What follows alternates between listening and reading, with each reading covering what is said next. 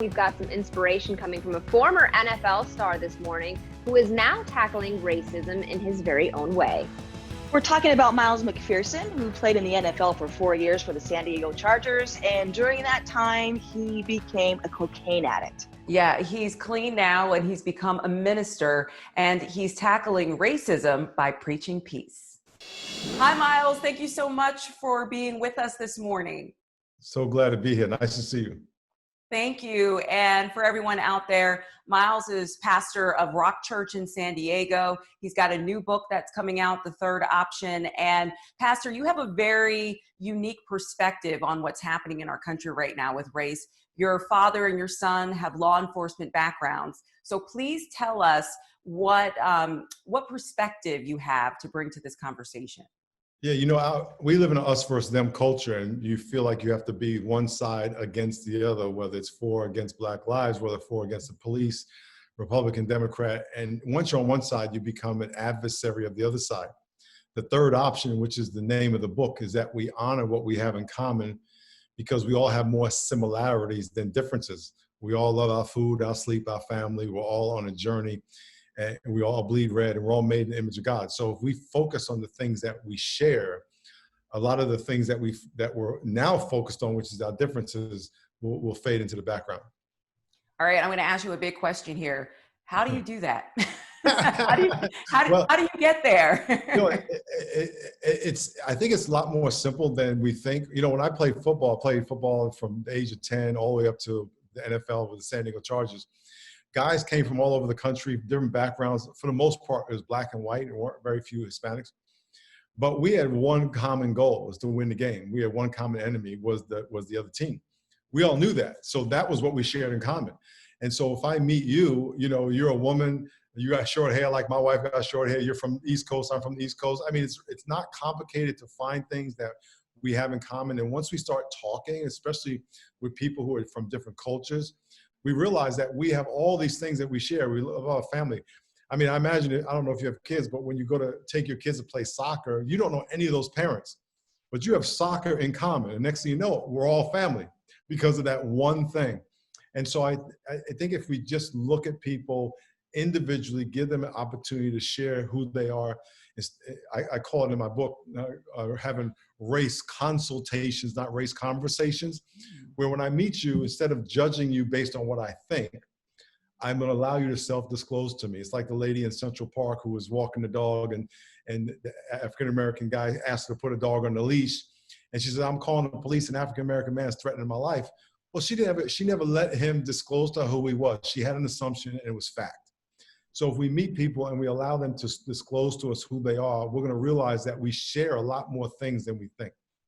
Yeah, I like that concept of letting people show you who they are. And I saw your conversation that you had with Anderson Cooper, and I really wanted to talk about this with you, the idea of being colorblind. Yes. I think people don't understand how people of color receive that. That's like the biggest blind spot. The only time people say they don't see color is when they see it. And, two white people talking together don't say they don't see color. It's just not an issue to them. It's when you see someone that's different and you don't want to deal with whatever the burden that color brings to the table. Our eyes cannot not see color. It's impossible. Even if you have astigmatism, you're going to see gray or white.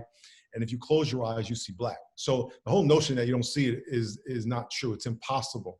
And so the question is, why are you saying that? People think that they're saying, they're trying to communicate, I'm not going to judge you.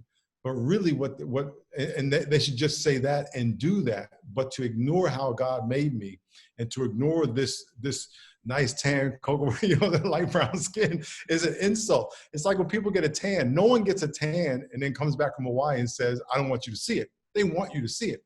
So we celebrate the tan we get in Hawaii, but we invalidate the tan someone gets in the womb. So we should stop saying that. We should acknowledge that I see it. It's beautiful. It has a burden. I want to understand that burden. I'm okay to be uncomfortable with that conversation, but don't avoid the conversation at the expense of insulting somebody. It's a blind spot. And do you think that we're able to do this at any age? Because I know sometimes we're like, okay, this person's 70, he's never or she's never going to change their ideas. We've got to start with the kids. Can you do this at any stage of your life? Really stop and rethink about how you engage with other people? Sure. I mean, yeah, it's harder to teach old dogs new tricks, but all the old dogs aren't the same. Some have been, if you notice all the people that are protesting because of George Floyd's killing, all of a sudden, where these people come from? They're all of a sudden, activists for equality. Where were they a month ago? I believe a lot of them were thinking about it, but they didn't want to step out of their world and be the one and only. So there are a lot of people who are secret supporters of equality, if you will. And then there's a lot of people who are just, they're stuck. So I think we should just give the information to everybody, encourage everybody, and let the chips fall where they fall. But definitely younger kids are the most malleable and most open. They're like sponges, as we all know, and we want to go after the next generation because they're the future. Absolutely. Well, thank you, Pastor Miles, so much. The book is The Third Option. Everyone, check it out. I'm going to check it out. Check it out. Buy it. Read it. We also are having an e-course come out in next week. You can go to milesmcpherson.com and get the e-course of 6 lessons for this. And obviously this book, you can go to milesmcpherson.com and order this book as well. Thank you so much. You're welcome.